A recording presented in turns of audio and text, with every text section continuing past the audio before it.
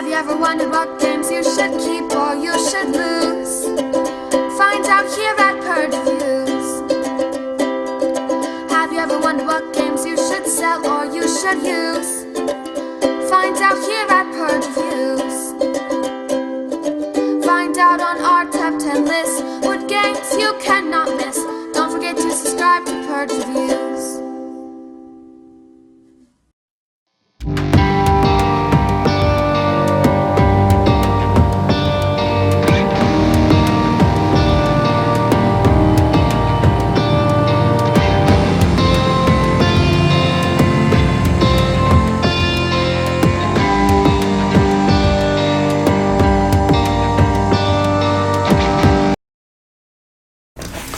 Moongha Invaders, a Ameritrash game by Martin Wallace. What could be better than that?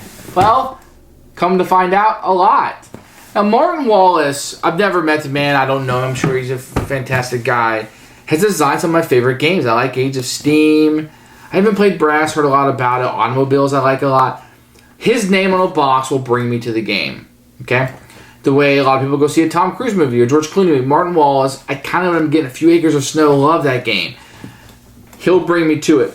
I'm starting to see the flaws in his games. They may not always be play tested the best, and the components are chitsy. I mean, they have the wooden tokens. They all kind of look the same. But he always gives us something new, I feel like. There's always something new in it. And his deck building game is very different than other deck building. As far as I know, he was the first one with a board. It beat trains. So to see a Martin Wallace game so beautifully made with miniatures was very, very appealing to me. At the end of the day, this is a dudes on a map game. Okay, so here are some problems I have with the game. Let me start with what I like about it. The components are fantastic. I really liked it. If I had liked this game, I would have painted it up. I love the art in the game. There are some mechanisms that I like about the game. It's okay. Here are the problems that I have. Everybody has the same monsters. Okay? I didn't like that. I didn't like the fact that some monsters are obviously better than others. It's very easy in these type of games to gang up on somebody, and that will happen. Let me go back to what I liked. I did like the passing mechanic. It was very confusing the way it was written in the rules, but the fact that you can pass the way the game works is you're going to have chits, and these chits are actions you can take for them. So if you take the build a monster action, it helps you build a monster. But if a chit isn't there and you want to do that action, you have to put your pass token on it. And if everybody else passes in, the round is over. In this game, though, but if you pass and somebody else took an action, not everybody passed, then you can take your pass token off and perform that action. Very neat. The attacking, we're back to this 5s and 6 hits on the dice that we've seen a few times. Really what you're trying to do is destroy the cities. It can be very hard. The heroes that come out, they kind of make you see, but they don't really do anything else. There were a lot of holes in the rules. I just didn't have the heart or the desire to go find out about them all. It just felt half-cocked a little bit. This was a very desirable game before the reprint. Went for a very large amount of money. But I think it may have been hype. Or the gamers that like this sort of thing got into it. Now, I don't think this game was without merit, even though I'm going to purge it. I just didn't have fun playing it. It just wasn't for me. There's other dudes on the maps that I think I would like more. It has the little Martin Wallace. Here's a new thing, the passing mechanism, which I liked. I didn't like so much being constrained with my actions. I didn't like that so much on the dudes on the map. Attacking, the more of these chits you have, the higher your attack, more dice you have to roll. At the end of the day, you could play beautifully and roll wrong and you will lose. And I'm growing tired of that mechanic. I'm growing tired of that. So, to each their own. Otherwise, it's a beautiful game. You get a nice big box. There's a lot in here. I'm going to purge it, but I think some people will like this.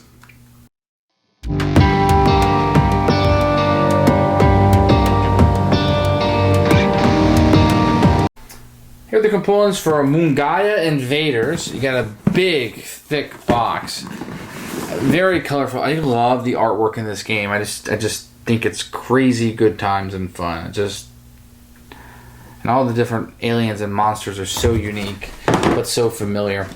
My copy comes with this giant poster. It's just the front of the box. It's really neat, though.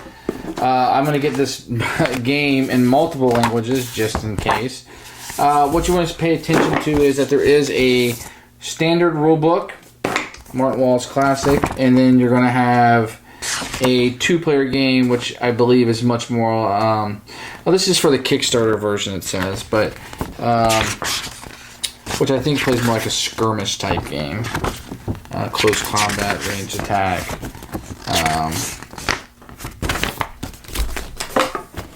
You're going to have a nice board. Which folds out into 1 million different sides.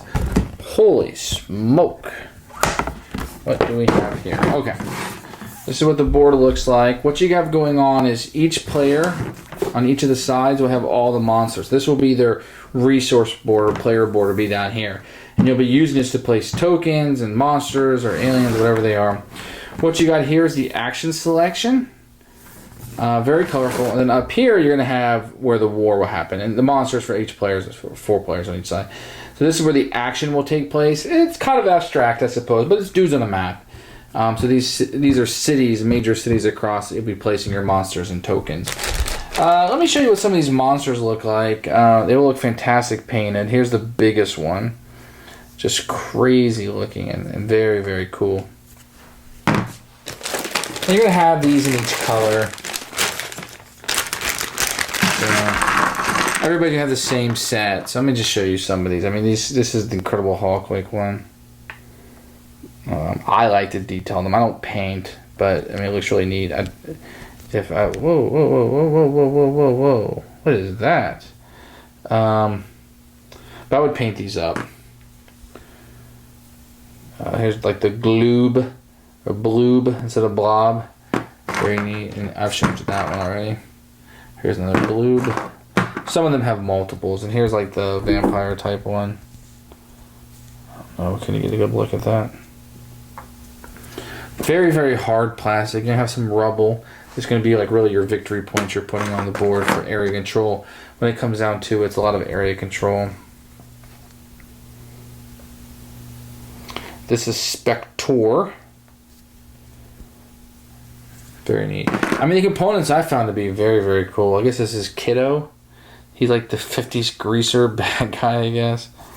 Very cool. I think these will look really neat. You're going to have a bunch. You're going to have a tile for all of them because they're going to come out hidden, and then when they come unhidden, the miniature comes out. You're going to have dice, just tokens galore in here. You're going to have different tokens for each of the action spaces. I'll show you some of these. So here's I'll just show you some of these chits that you might have. So here's chainsaw. I think a lot of these are used in a 2-player game. A medical kit, body armor, that kind of stuff. These are the chits that you'll be using for action selection.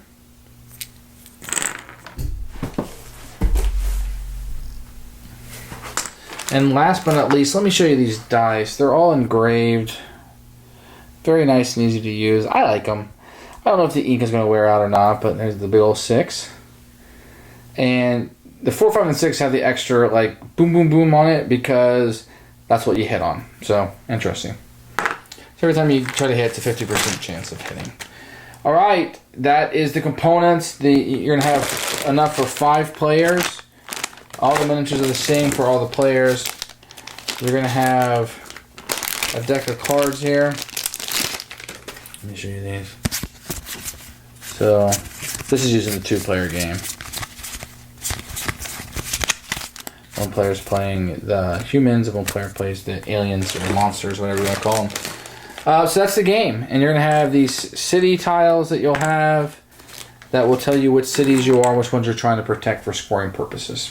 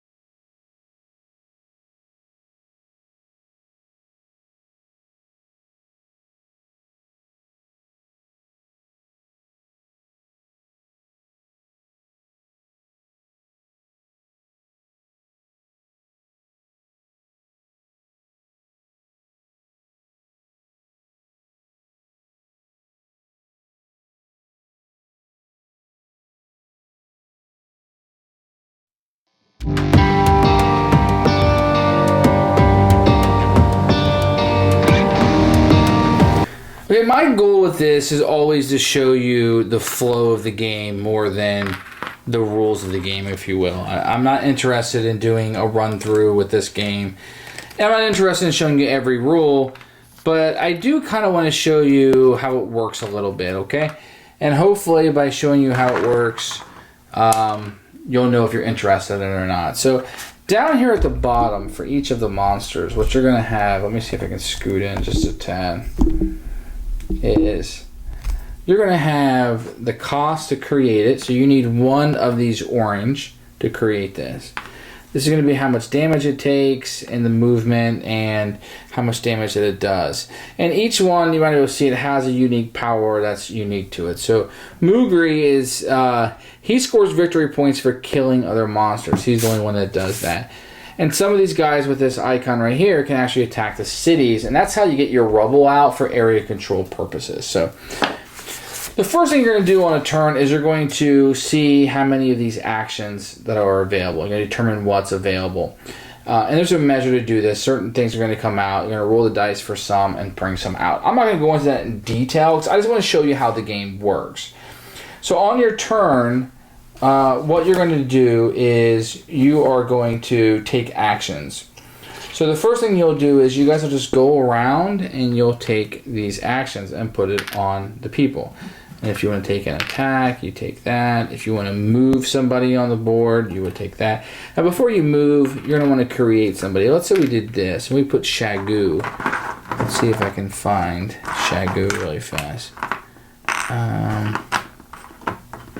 This is this one. So what you always do is you'll put them out hidden on the board. And you can put them out wherever you want to start it out. Now, if somebody attacks them or a hero comes out and rolls the dice, he can become found. And if he becomes found, then you just replace his chit with the actual miniature. And that's how that works. So here are the possible actions. You could take one of these, which will either allow you to create a monster, a heal. If you want to create, you just put it on hand. If it takes 3, then you wait till you have 3 saved up. And when you have 3 saved up on that monster, he would come on the board like I just showed you. If you take one of these, you can attack. Now you can either save it like Moongha did before, or if you have 2, then you can attack. Now, if you want to attack and you have both of those, then it will be on the strength of the character there. So depending the number on the white die, which is 2 here, I would have 4 dice to attack with him. Now you can always attack another monster, another human, or attack the city itself. You only attack the city if it's by itself, and that's how you're going to put this rubble out. So this is, there's going to be scoring points for area control. So if I'm able to put some of this rubble out and get control of it, then I'll be in a little bit more of a powerful situation to score points later. The other thing you can do is you can move.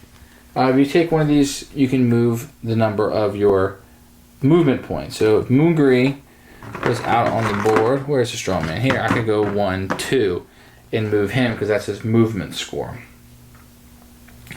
You can also place heroes. The heroes come out, they're these brown ones. You'll have some military in here that will be tanks and people and rubble and all kinds of things, but the heroes will be unique people that won't look like anybody else. So she looks kind of like Michonne or somebody off of a different thing. She's a hero. And when you put her out, a lot of times you'll see her put into a space with a hidden monster. That's because what a hero is going to do is they're going to roll the dice to see if that person can be hit. So they're going to roll the dice, and if it's 4 plus, say it's 5, this person would then be revealed and the miniature would be there. Now, at that point, any other military there would see it. Say there was a tank there or an infantry. They would see that and then be able to attack. So that's kind of what they do. And you can really screw somebody over putting this hero on. Another thing you can do is if there's military here, you can put the military out. And they all act a little bit different. Like the tanks shoot first and the airplanes come through and do damage. And if they do damage, this brown comes out rubble, which counts. Each space can only have so much rubble.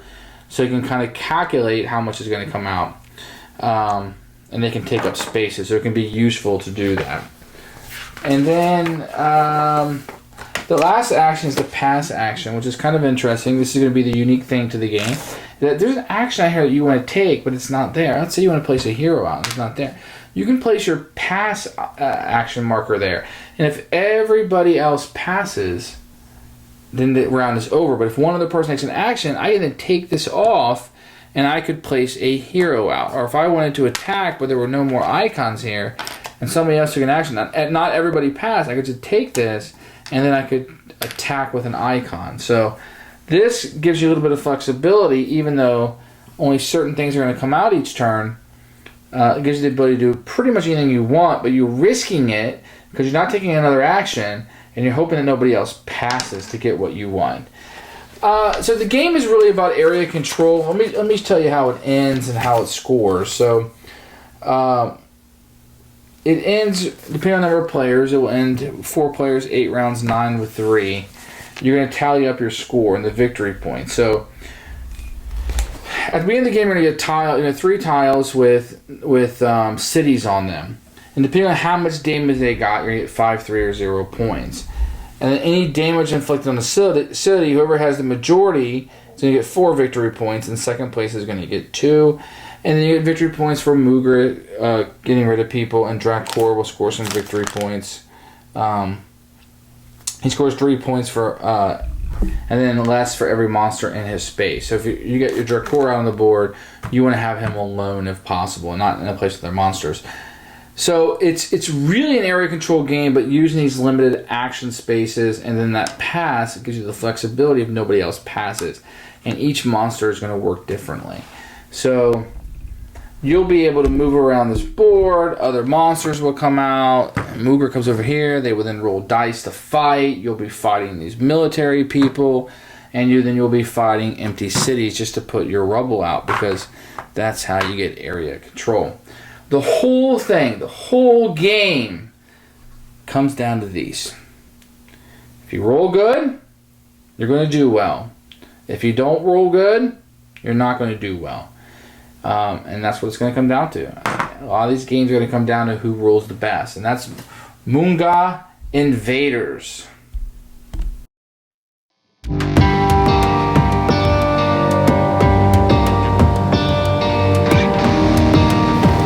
Who should buy this game? Mark Wallace fans are going to want this game. It's very different than what else he's put out, at least that I've played. You're also going to have dudes on a map type people who like that kind of thing. There's a little bit of a Euro-ness to it, and your actions being limited are going to appeal to somebody. Also, that new passing mechanism is going to be pretty interesting. Otherwise, I feel like there might be better dudes on a map game battling it out. Although it's very different, the theme, you have to compare it to King of Tokyo. King of Tokyo is probably a better game. It was interesting that each of the monsters have different powers, but everybody had the same monsters. I feel like that kind of evened its way out. Did I get the feeling that I was battling out with a bunch of monsters? Yeah, I did. These minis are huge and they're big, and you saw that in the component section. If this sounds good to you or interesting, I'm going to tell you I'm going to ask you to play it before you buy it. This is definitely a play before you buy. If everything that I've said today just sounds wow and it sounds fantastic, then maybe this is the game for you, and you're exactly who it was designed for. It just wasn't me, so I'm going to be purging this one. Moongha Invaders, definite purge.